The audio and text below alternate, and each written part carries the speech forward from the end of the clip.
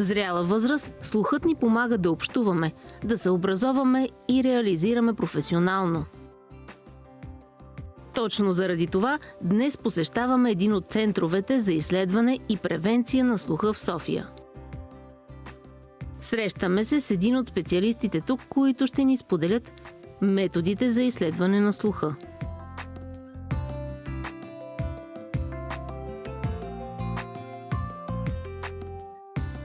Здравейте, аз съм Надя и съм на 27 години.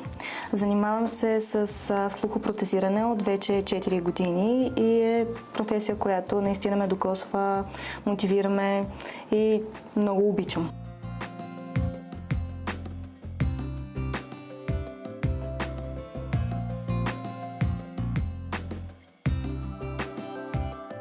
Това, което правим, когато някой дойде за изследване на слуха, е първо да направим отоскопия, с която преглеждаме каналчетата, дали всичко е наред с външното ухо, след което се прави аудиометрия, аудиограмата, което вече е изследването, всъщност кое са най-тихите прагове на слуха, което е важно и мотивиращо, нали, вече съответно да установим какво е намалението, ако има такова.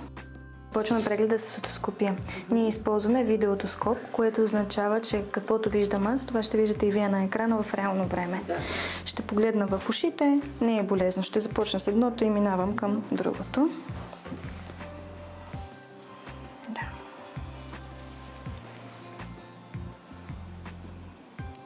Това, което виждаме е тъпънчето. Всичко изглежда добре, няма запушване.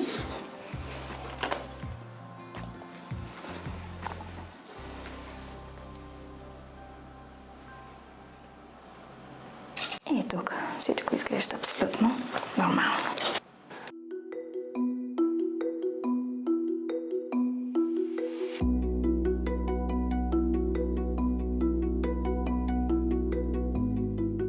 Използваме аудиометри за аудиограмата.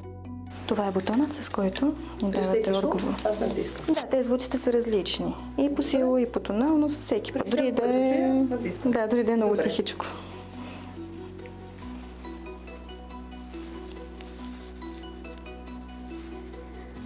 Така удобно ли? Да.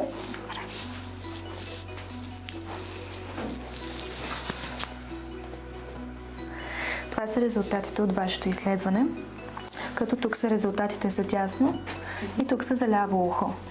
Тук изразяваме силата на звука, от най-тихи към най-силни звуци, които чува човешкото ухо, а тук са вече различните честоти, от ниски към силни, които чувахте, а ниски към високи, тук са пискливите звуци. Общо взето, когато човек чува в норма, цялата тази крива, която виждаме, трябва да се намира ето така до тук, до 25 децибела. Или отгоре над сивото поле. Виждаме, че при вас нещата са в норма. Има така леко закривявания, което предполагам, че от настинката, която споменахте, че е била наскоро. Тук на 4 кГц това, което виждаме като рязък спад, това ни показва или е имало настинка, или така дълго време на шумна среда. Сега ще имаме още малко от изследването. Ще поставя още една слушалка. Тя се слага зад ухото. По същия начин, щом чуете, натискате. С това проверяваме как чува ухото по костен път. Хубаво е просто да не се разсеят. С две слушалки направихме изследването. Едната слушалка показва как чува човешкото ухо и как минава звука през трите части на ухото. Това са външно, средно и вътрешно ухо. Да. С малката слушалка, която поставихме зад ухото, ни показва как реагира само този нерв, слуховият нерв, където всъщност, ако се появи в бъдеще някакво намаление, това е процес, който е необратим. И тогава хората трябва да поставят апарати, съответно имплантация, вече зависи колко е тежък проблема. При вас, ето това са резултатите от голямата слушалка.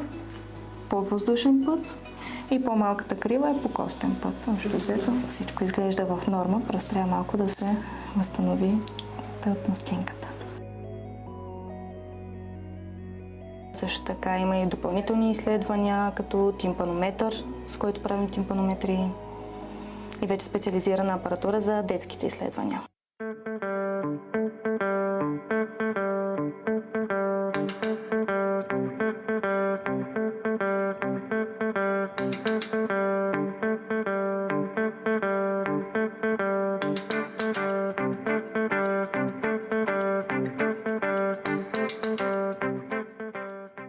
За съжаление не са много превенциите, които можем да направим. Едно от нещата е да се пазим от силни шумове.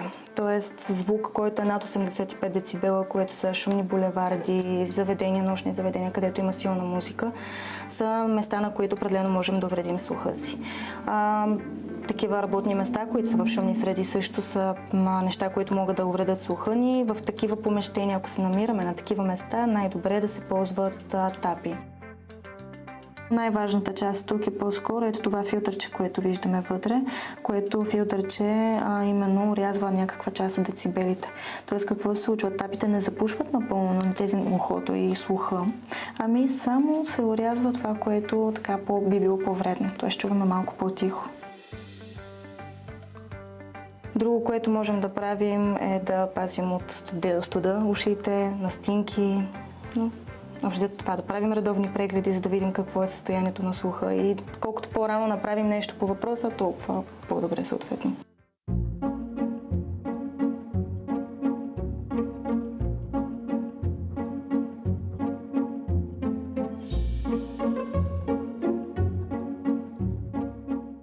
Кои са симптоматиките? Ако човек в така по-шумни среди усеща, че не разбира достатъчно, това определено е сигнал, може би трябва да проверя нещо на слуха си.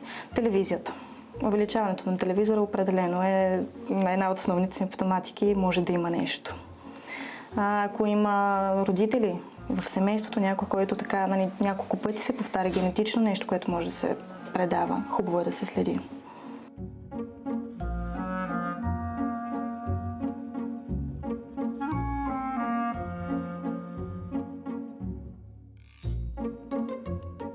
Ние сме слухопротезисти. Имаме слухопротезисти, които се занимават с възрастни, слухопротезисти, които работят с деца. Не сме лекари, има разлика между двете. Това, което се случва с един човек е, сядаме да се запознаем, след което запознаем естествено какви са стъпките с аудиограмата, какво го е мотивирало да направи изследването на слуха, какви са стъпките на аудиограмата, какво ще му се случи. След това я разчитаме, след като направим изследването. То не е нещо страшно или болезнено, така че няма от какво да се притесняват хората, когато идват.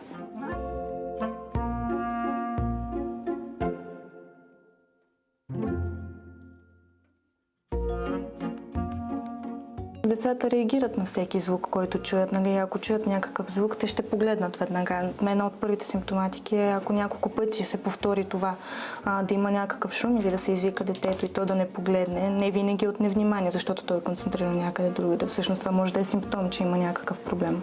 Също така, ако не развият говор, има някакъв говорен дефект, също може да е влияние от загуба на слуха.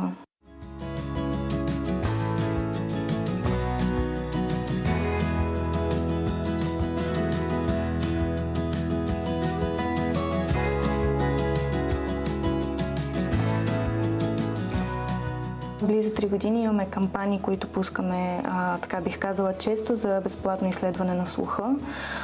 Тях основно ги пускаме в онлайн социалните мрежи, където хората имат възможност да се запазят част. Ние в София имаме 7 центъра, в другите големи областни градове също имаме, като Пловдив, Варна, Бургас, Стара Загора.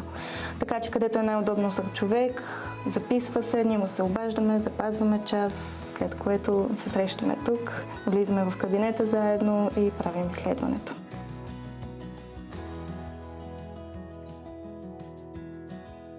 Оказва се, че често пренебрегваме профилактиката на слуховият си апарат. А когато дойде моментът да потърсим помощ, се налагат по-сериозни мерки за съхраняването му. Затова, при най-малкото съмнение, се обърнете към специалист във вашият град.